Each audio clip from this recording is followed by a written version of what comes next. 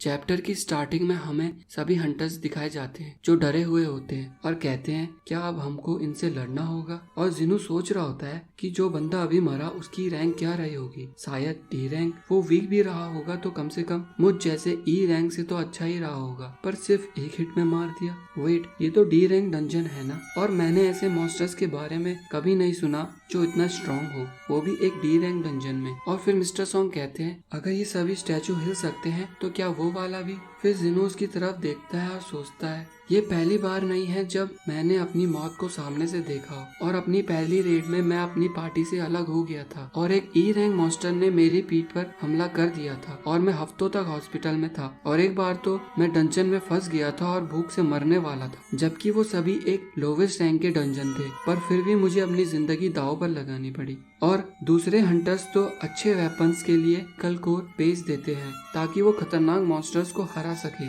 और ज्यादा कमा सके, पर मैं ऐसा भी नहीं कर सकता। मैं हमेशा निहत्था रहता हूँ और एक बेकार तलवार खरीदने से यही होगा कि वो जल्दी टूट जाएगी, और एक हीलर होने से मेरी चोट जो ज्यादा खतरनाक नहीं होती है वो ठीक हो जाएगी। और फिर हमें लोग दिखाए जाते हैं जो जिनू के बारे में कह रहे होते हैं ये लड़का फिर से चोट खाकर आ गया, जबकि ये सिर्फ ई रैंक डंजन था। मुझे हीलर्स के लिए बुरा लगता है इसके साथ रेड में जाने के लिए, और उनको दुगनी मेहनत करनी पड़ती है। तुम्हें पता है वो इसे दुनिया का वीकेस्ट हंटर कहते हैं। इवन ये हंटर है पर फिर भी यूजलेस है। जिनू सोच रहा होता है उन दिनों जब भी मैं चोट खाकर डंजन से बाहर आता था मैं सभी लोगों को इग्नोर करता था और मैं अपनी पूरी मेहनत से काम करता था जिससे मेरी जान जा सकती थी, और मैं ये अच्छी तरह जानता हूँ। फिर जिनू उस बड़े से स्टैचू की तरफ देखता है और उसकी आंखें पहले से ज्यादा चमक रही होती और मिस जूही डरी हुई होती है। फिर जिनू जोर से चिल्लाता है और सभी को बचने के लिए कहता है। तभी उस स्टैचू की आंखों से लाइट या बीम आती है और सभी उससे बचने के लिए जमीन में लेट जाते हैं। फिर सभी हंटर्स एक दूसरे को उठाते हैं और बग कहता है सिर्फ कुछ ही हंटर्स बचे हुए हैं। किम कहता है मैं भी बड़ी मुश्किल से बचा, अगर सुंग चिल्लाता नहीं तो हम सभी मर जाते। जिनवू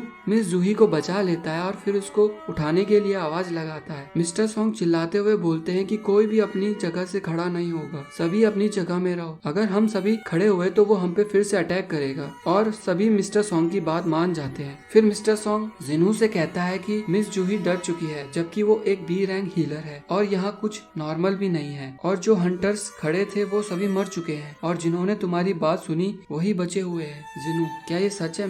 मिस्टर सॉन्ग रुको, क्या तुम इसलिए नहीं चिल्लाए क्योंकि तुम्हें पता चल गया था कि क्या होने वाला है? जिनू नहीं, मैं इसलिए चिल्लाया क्योंकि मुझे लगा ये खतरनाक हो सकता है। फिर जिनू मिस्टर सॉन्ग की तरफ देखता है और कहता है सर आपका हाथ। मिस्टर सॉन्ग कहते हैं मैं ठीक हूँ, तुम बस मेरी खून रोकने में मदद करो। फिर मिस्टर सॉन्ग जिनू से पूछते हैं कि तुम्हें ये कौन सी रैंक का लगता है? जिनू कहता है पता नहीं, मैं कभी भी डी रैंक से हायर रेड में नहीं गया हूँ, मैंने सिर्फ 1 या 2 बार बी रैंक की रेड एक्सपीरियंस की है, और मैं ये कह सकता हूँ कि ये जगह बी रैंक से तो ऊपर की ही है, और वहाँ ऐसा कोई मॉन्स्टर नहीं था जो इतना खतरनाक हो। मिस्टर सॉन्ग वो बड़ा वाला क्या वो ए रैंक का है या मे बी एस रैंक का? और वहाँ पर कार्डेनन टेम्पल कमांडमेंट के रूल भी थे जिसमें पहला था भगवान की पूजा करो, भगवान की प्रशंसा करो, भगवान पे श्रद्धा रखो, और जो रूल को फॉलो नहीं करेगा वो जिंदा वापस नहीं लौटेगा। फिर जिनू मिस्टर सॉन्ग से कहता है मुझे लगता है भगवान से उनका मतलब है वो बड़ा वाला स्टैचू। फिर वो उसकी तरफ देखता है और उस बड़े स्टैचू की आंखें अभी भी चमक रही होती है। फिर मिस्टर सॉन्ग कहते हैं इन सभी को मारने में बहुत टाइम लग जाएगा।